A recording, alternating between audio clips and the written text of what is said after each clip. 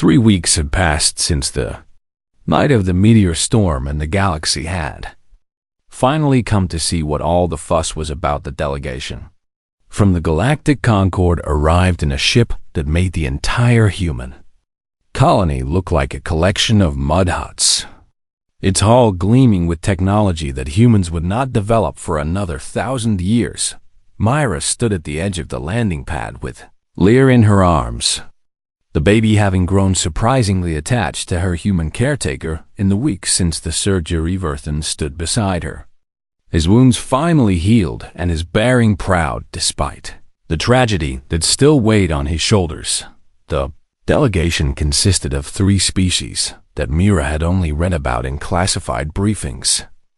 Ancient races that had been traveling the stars when humans were still learning to make fire. There was a tall, spindly being with silver skin and eyes that seemed to see through everything, a representative of the triumvirate who had ruled their corner of the galaxy for 10,000 years. Beside it stood a squat, muscular creature covered in armored plates, a member of the hegemony who controlled the largest fleet in known space, and between them floated a being made entirely of light and energy, a consciousness that had evolved beyond physical forms so long ago that it had forgotten what it meant to have a body.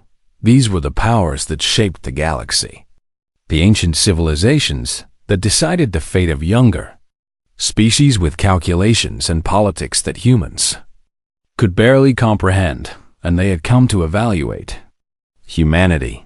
This is the species that harbored the Kethvari survivor, the triumvirate representative said, its voice like wind through hollow tubes. They are even more primitive than our report suggested. They have barely left their own solar system. The hegemony creature agreed with a rumble that shook the ground beneath Myra's feet. They are children playing at the edge of an ocean they do not understand.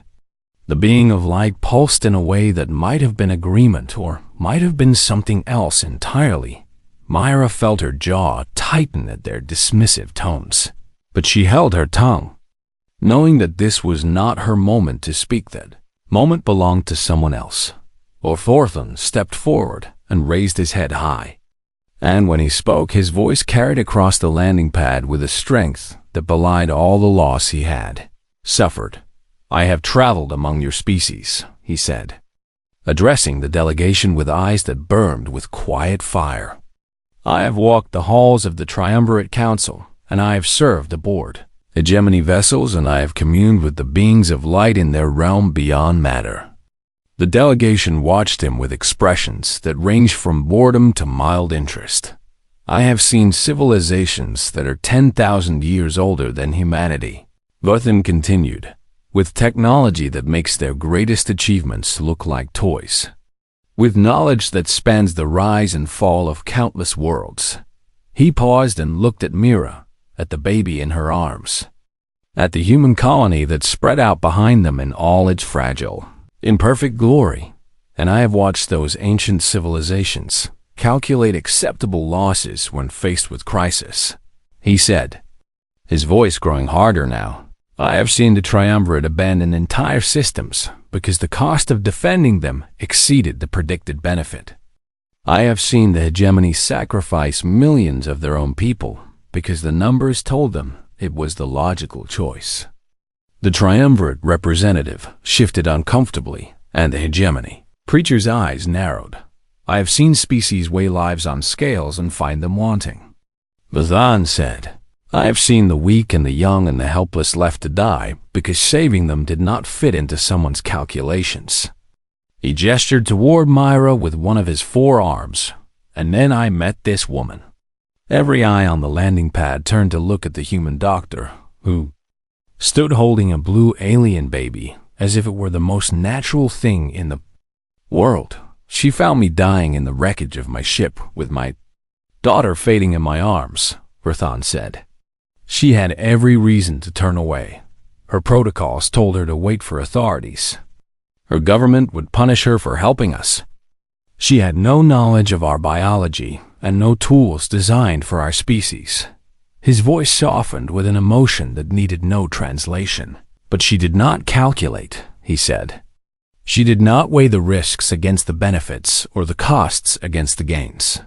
She simply saw a dying child, and she decided to help. He turned back to face the delegation. She spent 9 hours performing surgery with inadequate equipment and incomplete information. She brought my daughter back from death twice through methods that should not have worked. She refused to give up even when every logical calculation said she should. The being of light pulsed with something that might have been curiosity.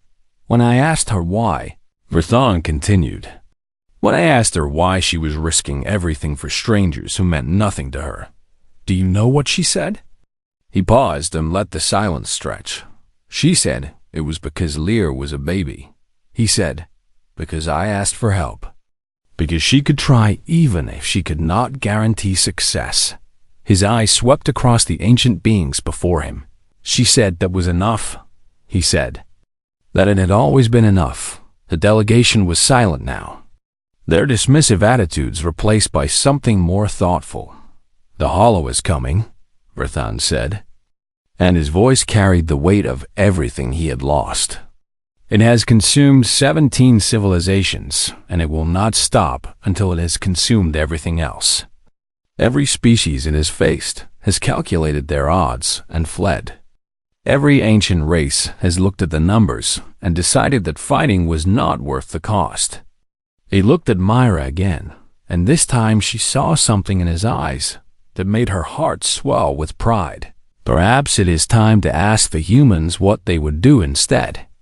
The triumvirate representative leaned forward, its silver face unreadable. And what would humans do? It asked Myra to step forward before Verthon could answer. The baby still cradled in her arms. We would fight, she said. Simply the delegation stared at her, and she felt the weight of their ancient eyes, pressing down on her like a physical force. We would fight because that is what we do, she continued. We fight for the people who cannot fight for themselves. We fight for the future, even when the present seems hopeless. We fight because giving up is not in our nature. She looked down at Lear, who had woken during the exchange, and was watching the delegation with her violet eyes full of innocent wonder. We fight because every life matters.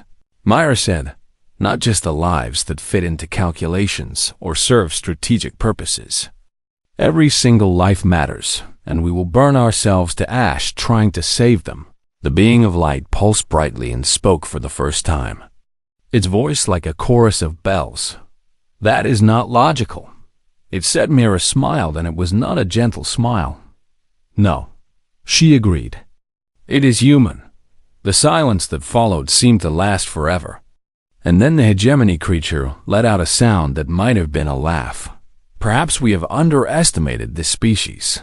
It rumbled. The triumvirate representative was quiet for a long moment, its silver eyes fixed on the human woman and the alien child in her arms. Perhaps we have. It finally admitted. Above them the stars wheeled in their eternal dance, cold and distant and uncaring. But somewhere in the darkness between them something ancient and terrible was approaching. The hollow was coming. And for the first time in its long history of consumption and destruction, it would face something it had never encountered. Before a species that did not calculate the odds, a species that did not weigh the cost, to species that looked at impossible situations and said, we will try anyway. Myra held Lear close and felt the baby's twin hearts beating against her chest, felt the soft glow of her blue skin warming her arms, heard the quiet song that she hummed in her sleep. Somewhere out there the hollow was coming, but humanity would be waiting, and for the first time in a very long time, the galaxy had something it had almost forgotten could exist: hope. The word spread from that landing pad to 100 worlds, and from those worlds to 1,000 more, carried by beings who had lived for millennia and had never seen anything quite like this. Humans. They whispered to each other, remember the humans. They do not know how to give up. The military shuttle appeared on the horizon 3 hours after dawn, its engines cutting through the clearing sky like a knife through cloth. Myra had known they would come. had been expecting them from the moment she made the decision to help Verthon and Lear. But knowing did not make her heart beat any slower as she watched the shuttle descend toward her outpost.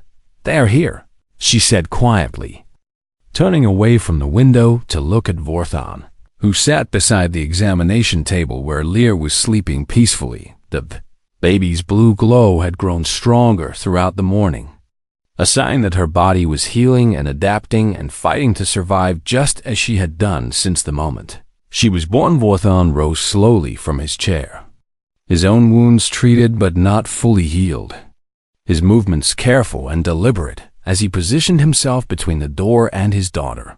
"I will not let them take her," he said, and there was steel in his voice despite his weakness. Myra shook her head and stepped in front of him, placing herself between the alien father and whatever was about to come through that door. "You are in no condition to fight anyone," she said firmly, "and fighting will only make things worse for both of you." "Then what do you suggest?" Verthon asked, his forearms hanging at his sides in a posture that somehow conveyed both exhaustion and readiness for battle. Myra took a deep breath and squared her shoulders. "Let me handle this," she said. "I know how to talk to soldiers, and I know how to make them listen." Before Verthon could respond, the sound of the airlock cycling echoed through the outpost, and Myra moved toward the entrance with quick, determined steps. She reached the main corridor just as the inner door opened, and a squad of soldiers poured through with weapons raised and eyes scanning for threats. At their head was a man Myra recognized from colony briefings, Colonel Harrison Joe, a career military officer with a reputation for strict adherence to protocol and a face that looked like it had been carved from stone. "Dr. Okonkwo?" Joe said, his voice cold and flat as he approached. "We detected an alien vessel crash near your position 3 days ago, and we have reason to believe you have been harboring non-human individuals in this facility." Myra stood her ground and met his gaze without flinching. "That is correct, Colonel," she replied. "I have 2 patients in my medical bay, an adult male and an infant female of a species called the Kethvari." Joe's eyes narrowed at her casual admission. "You are aware that contact with unknown alien species is strictly regulated," he said. "You are aware that bringing them into a human facility without authorization is a violation of at least a dozen interstellar protocols." "I am aware," Myra said calmly. "Then you are also aware that I have orders to contain the xenobiological threat and transport it to a secure facility for study," Joe continued, his hand resting on the weapon at his hip. "The xenobiological threat is a 3-month-old baby who nearly died of radiation poisoning," Myra said, and her voice carried an edge now that made several of the soldiers shift uncomfortably. "Her father brought her here because his entire species was destroyed by a hostile machine intelligence, and she is possibly the last child of her kind." She stepped closer to Joe, close enough to see the uncertainty that flickered briefly in his eyes. Before his military training pushed it back down, I spent 9 hours performing surgery on that baby with inadequate tools and incomplete knowledge, Myra continued. "I brought her back from the edge of death twice, and I will not let you put her in a containment cell." "That is not your decision to make, Doctor," Joe said. But his voice had lost some of its certainty. "Then whose decision is it?" Myra demanded. "Yours? Some bureaucrat sitting in an office 1,000 light years away? Who gets to decide whether an innocent child lives or dies?" Joe was silent for a long moment, his jaw tight and his eyes hard. "Step aside, Dr. Okonkwo," he finally said. "That is an order." Myra did not move. "No," she said simply. The word hung in the air like a physical thing, and Myra could feel the tension in the corridor rising with each passing second. Joe's soldiers shifted their weapons and exchanged uncertain glances, clearly not prepared for a single unarmed doctor to defy their commander so directly. "You are putting yourself at serious risk," Joe warned. You could lose your medical license and your position and your freedom if you continue to obstruct this operation. Then I will lose those things," Myra replied, her voice steady even though her heart was pounding. "But I will not stand aside while you treat a dying child like a threat to be neutralized." She stepped past Joe and turned to face the soldiers behind him, meeting each of their eyes in turn. "Look at yourselves," she said. "Look at what you are being asked to do. You came here expecting a monster or a weapon or some kind of alien threat. But what you will find in that room is a father who gave everything to save his daughter and a baby, who's just learning to open her eyes." One of the soldiers, a young woman with dark hair and careful eyes, lowered her weapon slightly. "Is that really what is in there?" she asked. And her voice carried a note of doubt that made Joe's expression tighten. "Her name is Lear," Myra said. "She has 2 hearts and blue skin, and when she woke up this morning, she made a sound like a song. Come and see for yourself." She turned and walked back toward the medical bay, not looking back to see if anyone followed. After a long moment, she heard footsteps behind her. Not the heavy boots of soldiers moving in formation, but the lighter steps of people who were curious despite themselves. The medical bay door opened, and Mira stepped inside, revealing Verthan standing protectively beside the examination table where Lear lay bathed in soft blue light. The soldiers stopped in the doorway, their weapons forgotten as they stared at the alien father, and his tiny daughter Lee chose that moment to wake up, her violet eyes opening slowly, as if she sensed the presence of new people in the room. She turned her small head and looked at the soldiers with an expression of innocent curiosity. And then she opened her mouth and sang. The sound that came out was unlike anything Mira had ever heard. A wordless melody that seemed to resonate somewhere deep in the chest. A sound that spoke of hope and loss and the endless wonder of being alive. The young soldier who had lowered her weapon first, the one whose name tag read Reyes, took a step forward with tears forming in her eyes. "She's just a kid," Reyes said quietly. "Look at her. She's just a little kid." She turned to face Colonel Joe, who had followed the group into the medical bay, his stone face finally showing cracks of uncertainty. "Sir," Reyes said, and her voice was steady despite the tears on her cheeks, "I did not sign up to put babies in cages." Joe stood there for a long moment as the weight of the decision pressed down on him, his eyes moving from Myra to Verthan to the tiny blue girl on the table. The silence stretched until it seemed like it would break. And then Joe let out a long breath and lowered his hand from his weapon.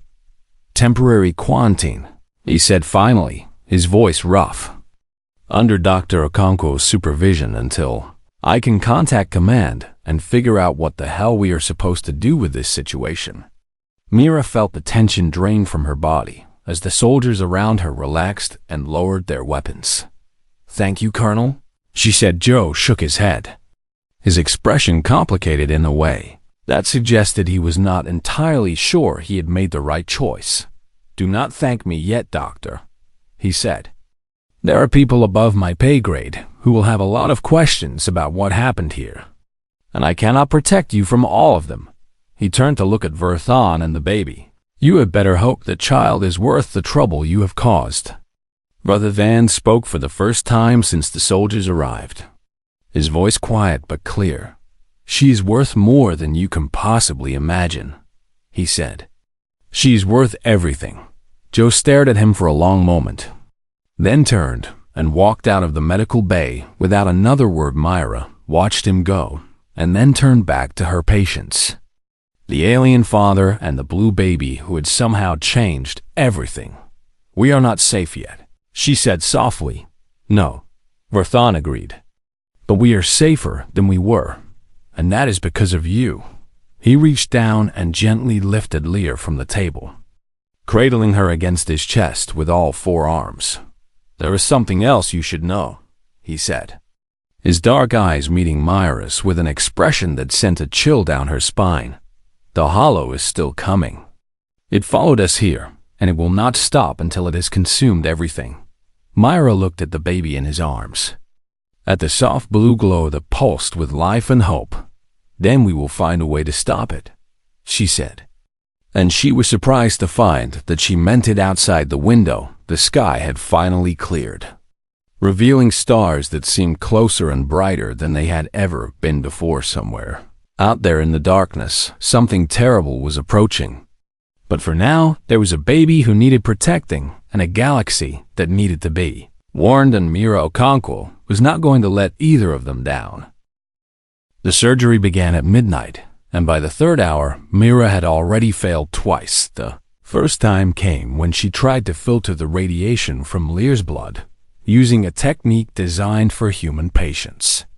And the baby's tiny hearts had simply stopped beating, as if someone had flipped a switch. Myra had stood there for 3 terrible seconds, staring at the flatline on her monitor before her training kicked in and her hands moved without conscious thought. She had no idea what voltage would restart a HFY heart.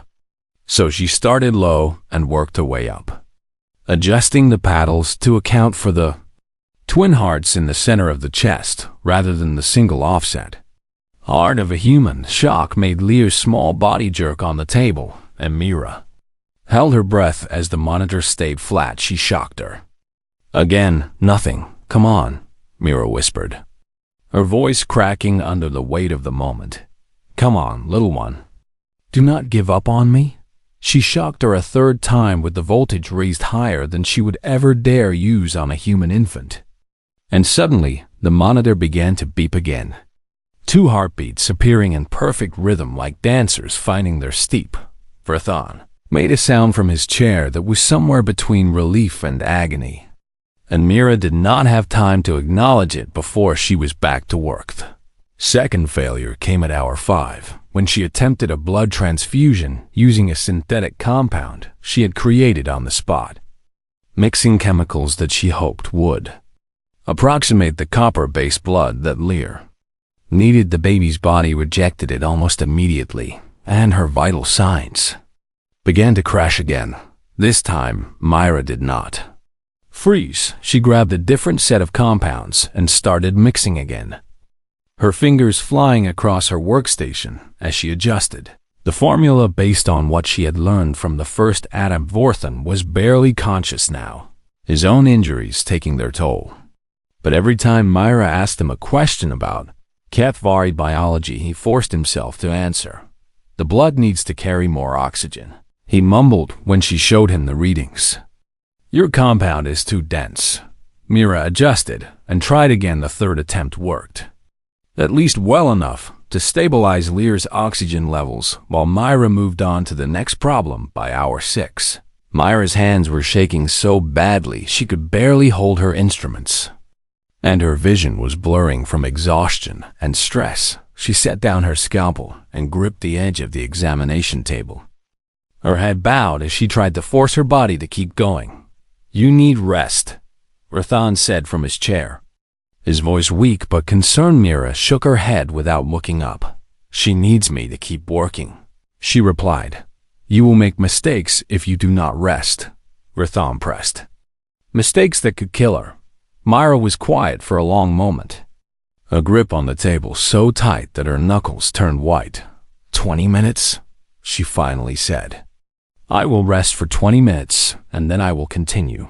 She set an alarm on her wrist unit and collapsed into a chair across from Verthan, her eyes closing almost before she finished sitting down. The alarm woke her exactly 20 minutes later, and she was on her feet and back at the table before her mind had fully registered that she was awake. "Why?" Verthan asked as she resumed her work, his dark eyes watching her with something like wonder. "Why what?" Myra replied without looking up. "Why do you push yourself like this?" he clarified. "You do not know us, and you owe us nothing. Your own people would punish you for helping us, and yet you fight as if this child were your own." Mira was silent for a moment as she carefully removed a piece of damaged tissue from Lear's chest, her movements precise despite her exhaustion. "Because she is a baby," Myra finally said, her voice soft but firm. Because you asked me for help. Because I have the ability to try even if I do not have the guarantee of success. She glanced at Verthon briefly before returning her attention to the surgery. Because that is enough, she said. That has always been enough. Verthon did not respond. But Myra could feel his eyes on her as she continued to work. The hours passed in a blur of crisis and adaptation. Of problems that seemed impossible until Myra found a way to solve them through sheer stubbornness and creativity. At one point, she needed to cool Lear's body to slow the spread of radiation damage. And she remembered a paper she had read years ago about Arctic fish that could survive being frozen solid. She applied the same principles to the baby's cooling, lowering her temperature in stages that allowed her cells to adapt rather than die at. Another point, she needed to repair damage to one of Lear's hearts. And she found herself narrating the procedure out loud, just to keep her hands steady. We are going to close this tear with microsutures, she said to no one in particular. We are going to work slowly and carefully, and we are not going to make any mistakes. Her voice became a lifeline in the quiet of the medical bay. A constant stream of words that kept her focused and kept her moving when her body wanted nothing more than to stop by. The time the first light of dawn crept through the windows of the outpost. Myra had been working for 9 hours straight. She placed the final suture and stepped back from the table, her entire body trembling with exhaustion as she watched the monitors for any sign of failure. Lee's vital signs were stable, not strong. Not perfect, but stable in a way they had not been since the baby arrived. And then, as Myra watched with tears forming in her eyes, the faint blue glow beneath Lear's skin began to brighten. It started in her chest, right above her twin hearts, and spread outward like ripples in a pond until her entire body was lit from within with a soft blue light. The baby opened her eyes for the first time since Myra had held her. And those eyes were a deep violet color that seemed to hold entire galaxies in there. Depsler looked up at Myra and made a small sound. Not a cry, but something softer, something that sounded almost like music. Like a song that had been waiting to be sung. Myra felt the tears spill down her cheeks, and she did not bother to wipe them away behind her. Verthon had risen from his chair and was approaching the table with unsteady steps. His own injuries forgotten in the face of this moment. The bioluminescence beneath his skin flared bright, so bright that it lit up the entire room. And Myra realized that she was seeing the Kethvari expression of overwhelming emotion. You saved her, Verthon said, and his voice was thick with something that needed no translation. You saved my daughter. Myra looked at the baby on the table, at the tiny blue girl who had survived the death of her world and a crash landing and 9 hours of surgery performed by someone who had no right to succeed. She saved herself, Myra said quietly. I just gave her a chance to try. Verthon reached out and took her hand in one of his grip gentle despite his size. That is what I told you, he said. That is what humans do. You give others a chance to try. Outside the outpost, the meteor storm was finally beginning to fade, the sky shifting from burning orange to a pale gray that promised clearer weather ahead. But Myra was not thinking about the weather or the storm or anything else that waited outside these walls. She was thinking about the small blue baby who had just sung her first song, and about the father who was weeping with joy beside her, and about the strange and wonderful path that had brought them all together in this moment. She did not know what would happen next, did not know what consequences she would face for her choices, did not know what the future held for any of them. But right now, in this moment, none of that mattered. Right now there was only the miracle of a life saved against all odds, and that was more than enough. The airlock sealed behind them with a hiss, and Myra felt the weight of what she had done settle onto her shoulders like a stone. She had just brought an unknown alien species into a human medical facility, violated at least a dozen interstellar protocols, and put her entire career at risk for a stranger she had met 5 minutes ago. But the baby in her arms was growing colder by the second, and the alien behind her was leaving a trail of dog blood on her clean floor. So there was no time for regret. "This way," she said, moving quickly through the narrow corridors of the outpost toward the main medical bay. "I need to examine her now." The alien followed her with heavy steps, his forearms now hanging at his sides as if he no longer had the strength to lift them. His glowing veins so dim they were barely visible beneath his dark skin mirror laid the baby on the examination table as gently as she could, her trained eyes already scanning the small blue body for signs of injury or illness. What she saw made her stomach drop. The baby's breathing was shallow and irregular, her tiny chest barely rising and falling, and the blue color of her skin had taken on a grayish tint that Mira recognized as a sign of oxygen deprivation in human infants, but this was not a human. Infant and Mira had no idea if the same rules applied. "What is wrong with her?" Myra asked, pulling out her scanner and running it over the baby, even though she knew the readings would mean nothing without baseline data for this species. The alien had collapsed into a chair near the door, his massive frame making the furniture look like a toy. And when he spoke, his voice was weaker than before. "Radiation," he said, the word coming out broken and rough through his translator. "The attack on our ship exposed her to radiation that her young body cannot process." Myra felt ice form in her veins. Radiation poisoning in human infants was difficult enough to treat, but at least she understood human biology. She had no idea what radiation did to this alien child or how to stop it. "I need to know more," she said, turning to face the alien with urgency burning in her eyes. "I need to know everything about her biology if I am going to help her." The alien nodded slowly and began to speak, his words coming in short bursts between labored breaths. His name was Vathan, and he was one of the last survivors of a species called the Kethvari, a people who had lived among the stars for thousands of years. Before disaster found them, their homeworld had been consumed by something called the Hollow, a machine intelligence that had awakened in the depths of space and begun to spread across the galaxy like a plague. The Hollow did not negotiate and did not show mercy. It simply consumed, absorbing entire worlds and entire species into its ever-growing network of cold metal and dead circuits. The Kethvari had fled their dying world with as many of their children as they could save. 43 young ones placed in protective pods aboard a ship that carried the last hope of their species. But the Hollow had followed them across the stars, and 3 days ago it had found them. Vorthan's voice broke as he described the attack. The way the Hollow ships had torn through their vessel like wolves through a wounded animal. The way the adults had fought to give the children time to escape. He had managed to reach one pod, just one, and he had taken the escape shuttle and run while his people died behind him, the baby on the table. The one Mira was desperately trying to save was named Lear, and she was 3 months old by Kethvari counting. She was also possibly the last child of her entire species. Myra listened to this story with her hands still working, still scanning, still searching for anything that might help her understand how to save this tiny life.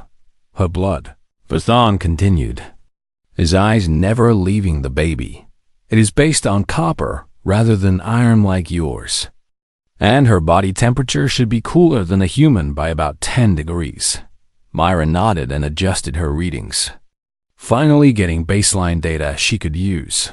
"She has 2 hearts, Vathan said, both small, both located in the center of her chest, and they must beat together or she will die." More adjustments, more notes, more information that Mira stored in her mind like precious gems. "The glow you see beneath our skin comes from a network of bioluminescent cells that regulate our metabolism," Vathan explained. "When the glow fades, it means the body is shutting down." Myra looked at the baby and saw that the faint blue light under her skin was almost completely gone now.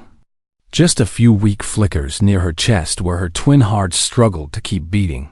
"Why did you come here?" Myra asked as she began preparing what few tools she thought might help. "Why did you come to a human colony when there are older and more advanced species in this region of space?" Verthon was quiet for a moment, his dark eyes reflecting the harsh lights of the medical bay. "I have traveled among many species," he said finally. "I have seen civilizations that are thousands of years older than yours, with technology that makes your greatest achievements look like children's toys." He paused to take a breath that rattled in his chest. "But I have also watched those ancient species calculate acceptable losses when faced with crisis. I have seen them abandon their own people when the numbers did not add up. I have watched them make logical decisions that left the weak and the young to die alone." His eyes met Myra's, and she saw something in them that she did not expect. "Hope, I monitored your species for years while we were fleeing," he said. "I watched your broadcasts and studied your history and learned about the way you think and feel and act." He gestured toward the baby with one weak arm. "Your kind does something that I have never seen in any other species in all my years of travel," he said. "You fight death itself, even when there is no logical reason to do so. You refuse to give up, even when every calculation says you should. You hold on to hope like it is the most precious thing in the universe." Myra felt something shift inside her chest. Something that felt like pride and responsibility and fear all mixed together. "That is why I came here," Verthane said, his voice barely above a whisper now. "Because I needed someone who would not calculate my daughter's chances and decide she was not worth saving. I needed someone who would simply try." He looked at Myra with eyes that held the weight of a dying species. "I needed a human." Myra stood there for a moment with those words echoing in her mind.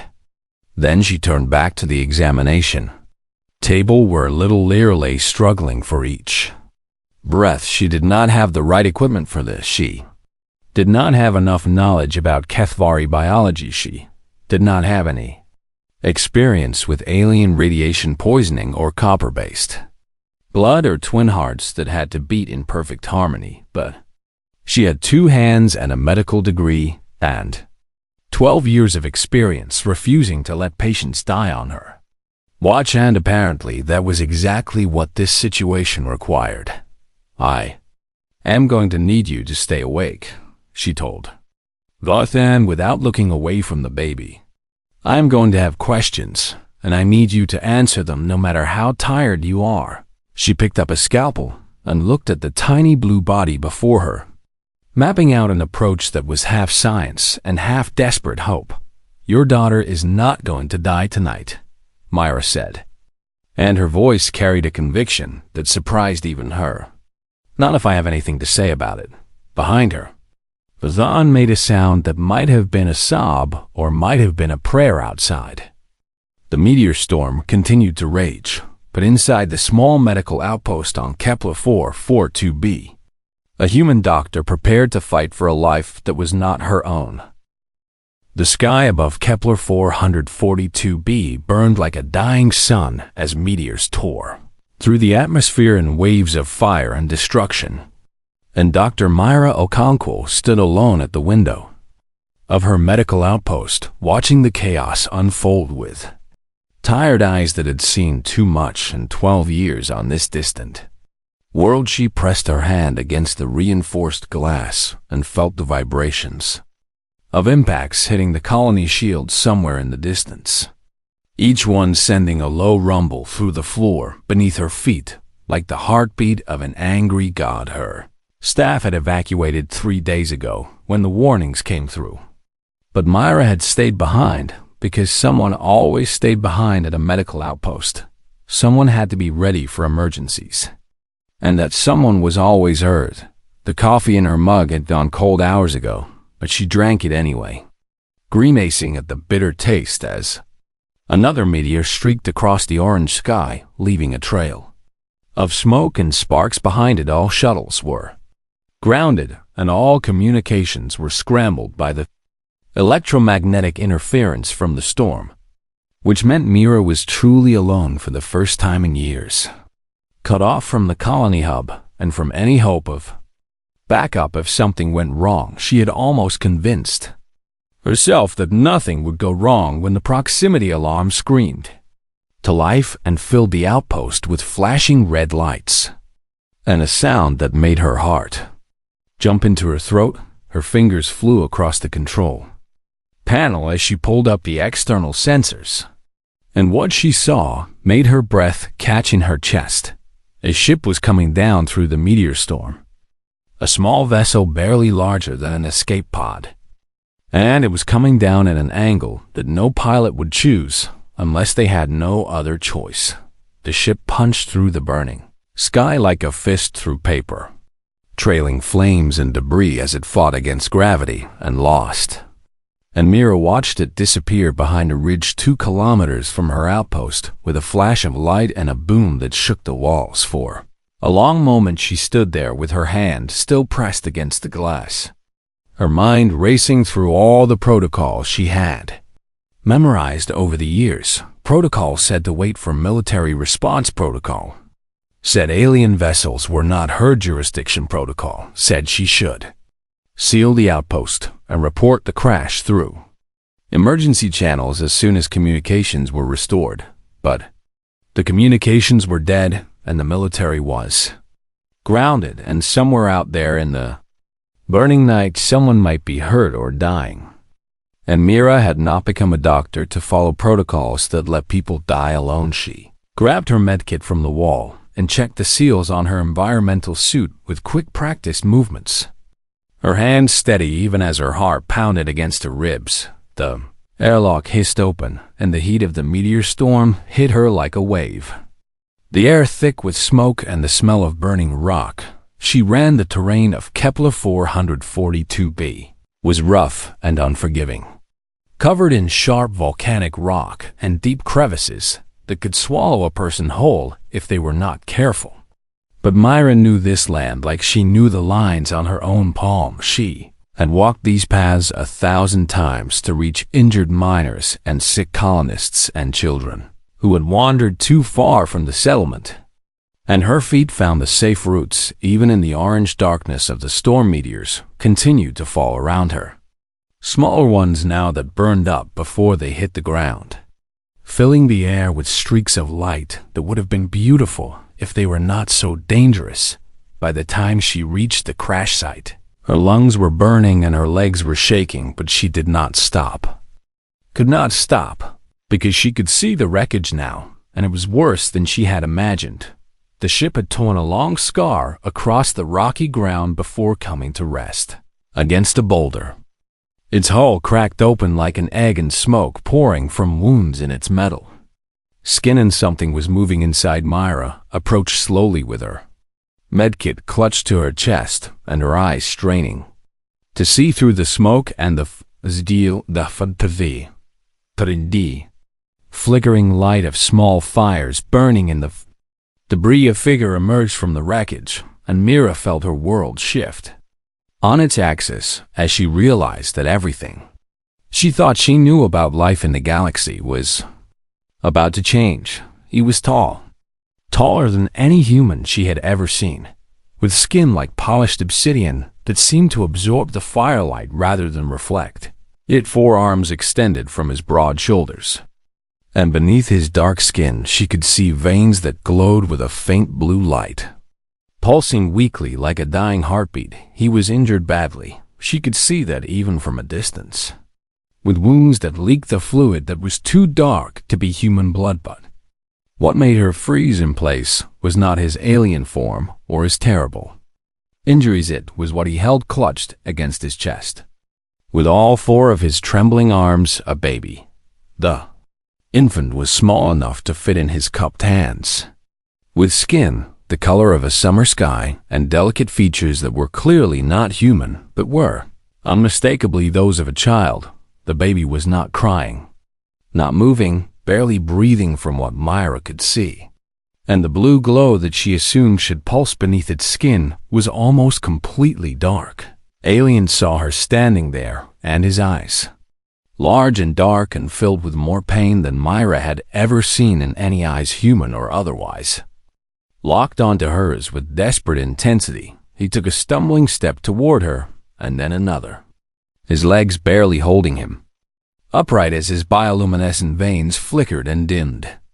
With each passing second, Myra should have been afraid. She should have run back to her outpost and sealed the doors, and waited for someone else to deal with this impossible situation. But the alien was not reaching for a weapon, he was reaching out to her with the baby held carefully in his wounded arms, offering the child to her like a prayer. And when he spoke, his voice crackling through some kind of translation device embedded in his throat, the words hit Myra harder than any meteor could have. "Please," he said, and his voice broke on the word like a wave breaking on rocks.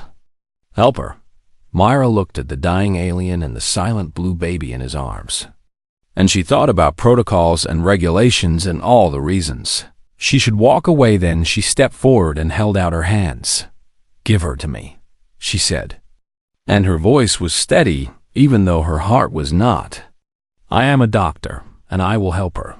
The alien's eyes filled with something that might have been tears or might have been light, and he placed the baby in her arms with a gentleness that seemed impossible for someone so large and so badly hurt. The child weighed almost nothing, light as a breath, cool to the touch in a way that told Myra her time was running out. "Can you walk?" Myra asked, already turning back toward the outpost, already calculating the distance and the time and the impossible odds. The alien nodded once and took a step, then another, following her into the burning night with the last of his strength. Behind them, the ship continued to burn, and above them, the meteors continued to fall. But Myra did not look back. She had a patient now, 2 patients, and nothing else in the universe mattered until they were safe.